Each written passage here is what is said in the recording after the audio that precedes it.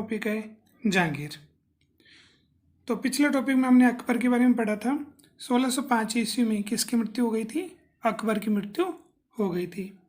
तो 1605 ईस्वी से लेकर 1627 ईस्वी तक शासन रहा, वो किसका रहा? जहांगीर का रहा। सबसे पहले हम बात कर लेते हैं जन्म की। 1569 ईस्वी में फतेहपुर सीकरी में शेख सलीम चिश्ती की कुटिया में किसका जन्म हुआ? जहांगीर का जन्म हुआ। तो उस समय सूफी संत थे जिनका नाम था शेख सलीम चिश्ती। बचपन का इनका नाम रखा गया सलीम। इसके बारे में हमने पिछले वीडियो में पढ़ा था कि जब अकबर की संतान नहीं हुई तो उस समय उन्होंने सूफी संत शेख सलीम चिश्ती से ये बात कही। तो उन्होंने कहा कि आप आगरा से अजमेर पैदल यात्रा के लिए रवाना हो और वहाँ जा कर के गरीब नवाज या मोइनुद्दीन चिश्ती की दरगाह पर जा कर के मन्नत मांगें तो आपको निश्चित रूप से क्या मिलेगा? पुत्र प्राप्त होगा। तो ऐसा ही किया अकबर ने भी। आगरा से वो पैदल यात्रा पर निकले और अजमेर पहुँचे। वहाँ पर उन्होंने मन्नत मांगी और उसके बाद में उन्हें एक पुत्र प्राप्त हुआ। तो शेख सलीम चिश्ती के कहने पर उन्होंने ऐसा किया और उन्हीं की कुटिया में किनका जन्म हुआ? सलीम का जन्म हुआ। तो शेख सलीम चिश्ती के नाम पर ही उन्होंने अपने पुत्र का नाम क्या रख दिया? सलीम रखा। अब बात करते हैं विवाह की। आमेर के राजा भगवान दास की पुत्री मानबाई से विवाह किसका हुआ? जहांगीर का हुआ। तो जहांगीर ने एक विवाह तो किससे किया? आमेर के राजा थे भगवान दास, उनकी पुत्री मानबाई। ये मानबाई बहन किसकी थी? मान सिंह की, जिन्होंने हल्दी घाटी का युद्ध लड़ा था। तो मानबाई से विवाह किसका हुआ? जहांगीर का हुआ। अब इस मानबाई से एक पुत्र प्राप्त हुआ जिसका नाम क्या रखा गया? खुसरो। एक विवाह जहांगीर ने किया मारवाड़। तो जोधपुर के आसपास वाला जो क्षेत्र था वो मारवाड़। तो मारवाड़ क्षेत्र के राजा थे उदय सिंह। उनकी पुत्री थी जगत गोसाई। उस जगत गोसाई से इन्होंने विवाह किया और उनसे एक संतान की इन्हें प्राप्ति हुई जिसका नाम रखा गया खुर्रम। तो इस प्रकार से मानबाई से तो खुसरो पुत्र पैदा हुआ और जगत गोसाई से खुर्रम पुत्र पैदा हुआ। आगे हम बात करते हैं सैन्य सेवाओं के कारण सलीम को 12 हजारी मनसब प्राप्त था। देखो, मनसबदारी व्यवस्था जो थी वो अकबर ने शुरू की थी और सबसे ज़्यादा मनसब किसे प्राप्त था? तो मुगल काल में सबसे ज़्यादा मनसब 12,000 का मनसब किसे प्राप्त था? सलीम को प्राप्त था। मनसब होता क्या है? तो एक प्रकार से सम्मान होता है। इसमें जात और सवार दो चीज़ों में इसको बांटा जाता है। अब हम बात कर लेते हैं 1599 ईस्वी में क्या हुआ? सलीम ने अकबर के विरुद्ध क्या कर दिया? विद्रोह कर दिया। जब अकबर के विरुद्ध सलीम ने विद्रोह किया तो उसे दबाने के लिए अकबर ने क्या किया? एक व्यक्ति को भेजा जिसका क्या नाम था? अबुल फजल। तो अबुल फजल को भेजा गया सलीम के माध्यम से जो विद्रोह किया गया था उसे दबाने के लिए। अब सलीम ने क्या किया? 1602 ईस्वी में उस अबुल फजल की क्या कर दी? हत्या कर दी। आगे हम बात कर लें 1605 ईस्वी में लंबी बीमारी के बाद में किसकी मृत्यु हो गई? अकबर की मृत्यु हो गई। तो अकबर की मृत्यु के बाद में जहांगीर बादशाह की उपाधि धारण करके आगरा में राजगद्दी पर बैठा। तो 1605 ईस्वी में राज्याभिषेक हुआ किसका? जहांगीर का। और बादशाह की उपाधि धारण करके इन्होंने राजगद्दी को सुशोभित किया। अब बात करते हैं इनके सैन्य अभियान की। तो प्रथम सैन्य अभियान, जहांगीर का प्रथम सैन्य अभियान 1605 ईस्वी में किसके विरुद्ध शुरू हुआ था? तो मेवाड़ के विरुद्ध शुरू हुआ। देखो, ये वही मेवाड़ है जिसके लिए अकबर ने खूब प्रयास किया लेकिन वो महाराणा प्रताप को हरा नहीं पाई, महाराणा प्रताप से अधीनता स्वीकार नहीं करवा पाई। तो जो काम अकबर नहीं करवा पाई वो काम किसने किया? जहांगीर ने किया। तो 1605 ईस्वी से पहला अभियान उन्होंने ये चलाया कि वो मेवाड़ पर अपना अधिकार करना चाहते थे, मेवाड़ को अपने अधीन करना चाहते थे। और ये हुआ कि 1615 ईस्वी में जहांगीर और मेवाड़ के महाराणा अमर सिंह के मध्य में क्या हुई, संधि हुई। इस संधि से अमर सिंह ने किसकी अधीनता स्वीकार कर ली, मुगलों की अधीनता स्वीकार कर ली। अमर सिंह ने ये संधि तो स्वीकार कर ली और इस संधि के तहत मुगलों की अधीनता भी स्वीकार कर ली।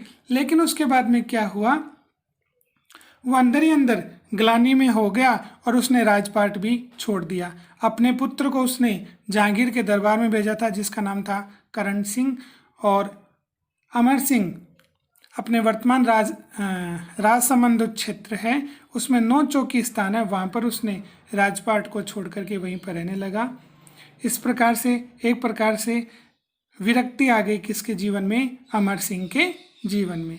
तो अमर सिंह और जहांगीर के मध्य में ये संधि हुई, ऐतिहासिक संधि थी और इस संधि के माध्यम से मेवाड़ किसके अधीन हो गया था, मुगलों के अधीन हो गया था। तो जहांगीर की सबसे महत्वपूर्ण उपलब्धि मानी जाती है किस पर, मेवाड़ को अपने अधीन करना। फिर आगे हम बात कर लेते हैं जहांगीर के सबसे बड़े पुत्र खुसरो। ये खुसरो जो मानवाई से पैदा हुए थे, तो जहांगीर के सबसे बड़े पुत्र खुसरो ने अपने पिता से क्या कर दिया, विद्रोह कर दिया। ये विद्रोह हुआ था 1606 ईस्वी में। अब इस विद्रोह करने के बाद में खुसरो सिखों के 5वें गुरु थे जिनका नाम था गुरु अर्जुन देव।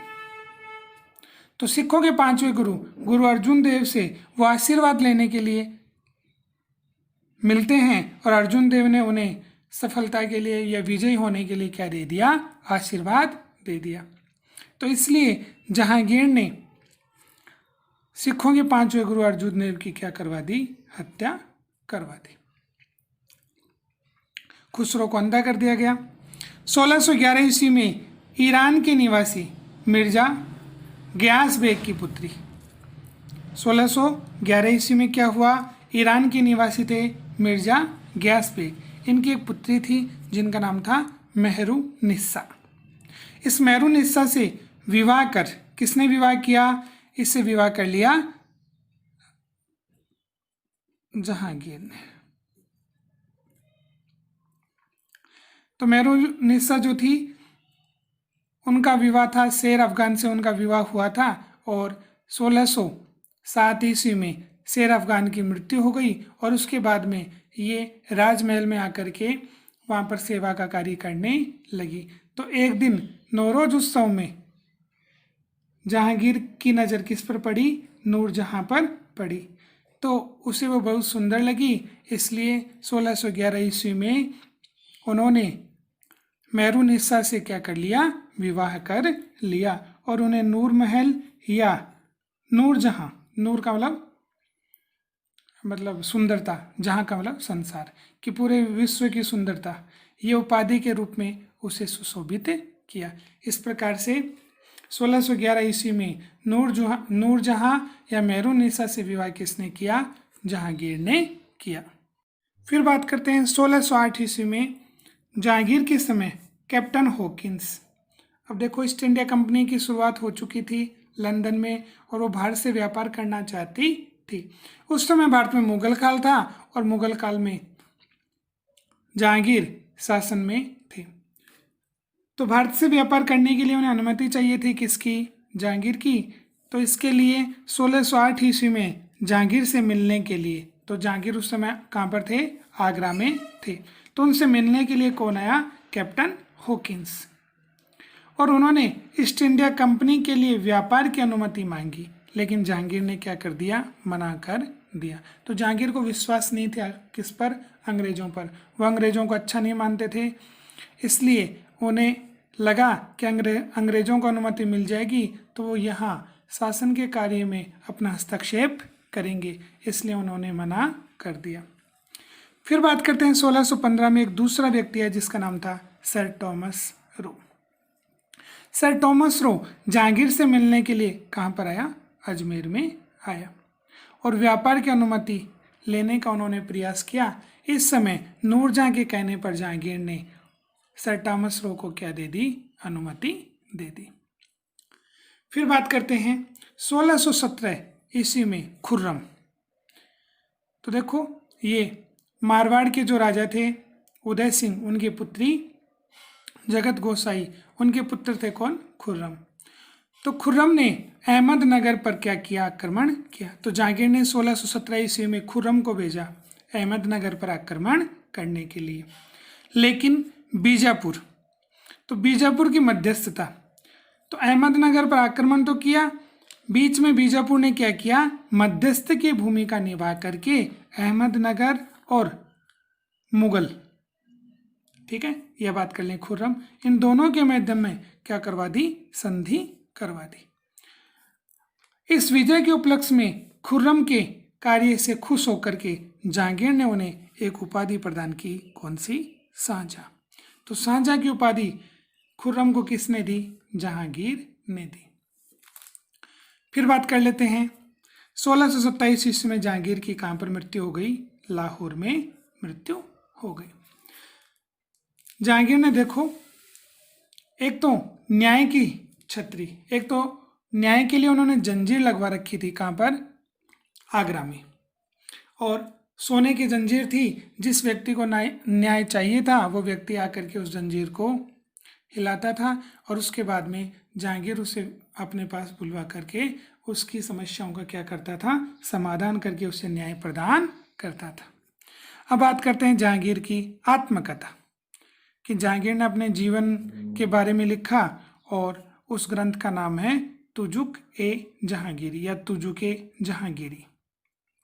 कौन सी भाषा में लिखी गई है, तो फारसी भाषा। मुगल काल की जो भाषा थी वो कौन सी थी, फारसी भाषा। तो तुजुक ए जहांगीरी की शुरुआत तो जहांगीर ने की थी। इसको लिखना तो प्रारंभ किसने किया, जहांगीर ने किया, लेकिन इसको पूरा करने का कार्य किसने किया, मोतबिंद खां ने। आगे हम बात कर लें नूरजहां की मां अस्मत बेगम। तो नूरजहां की मां थी जिनका नाम था अस्मत बेगम। उन्हें एक विशेष कला आती थी, वो गुलाब से क्या बना लेते थे, इत्र। तो नूरजहां की मां अस्मत बेगम जो थी वो गुलाब से इत्र जिसको हम बोलते हैं सेंट, ठीक है, परफ्यूम, तो इत्र निकालने की विधि उन्होंने खोजी कि किस प्रकार से गुलाब से क्या बना लें, इत्र बना लें। अब बात करते हैं जहांगीर के समय को। तो जहांगीर का जो समय था वो चित्रकला का स्वर्ण काल माना जाता है। तो सबसे ज्यादा चित्र किसके समय बने, तो जहांगीर के समय में बने। और जहांगीर जो था वो चित्रकला में इतना दक्ष था कि जितने भी चित्रकार उसके राज दरबार में थे उनके माध्यम से जो चित्र बनाए जाते थे उसके बारे में वो बता सकता था कि कौन सा चित्र किसने बनाया है। तो चित्रकला का स्वर्णकाल जहांगीर के समय को माना जाता है। जहांगीर ने नूरजहां के पिता एतमाउद्दौला की उपाधि दी। तो जो नूरजहां के पिता थे जिनका नाम था गियास बेग, क्या नाम था, गियास बेग। तो नूरजहां के पिता गियास बेग को उन्होंने एक उपाधि दी, कौन सी, एतमाउद्दौला की उपाधि दी। जहांगीर के समय में ही भारत में कौन सी खेती प्रारंभ हुई, तंबाकू की खेती प्रारंभ हुई।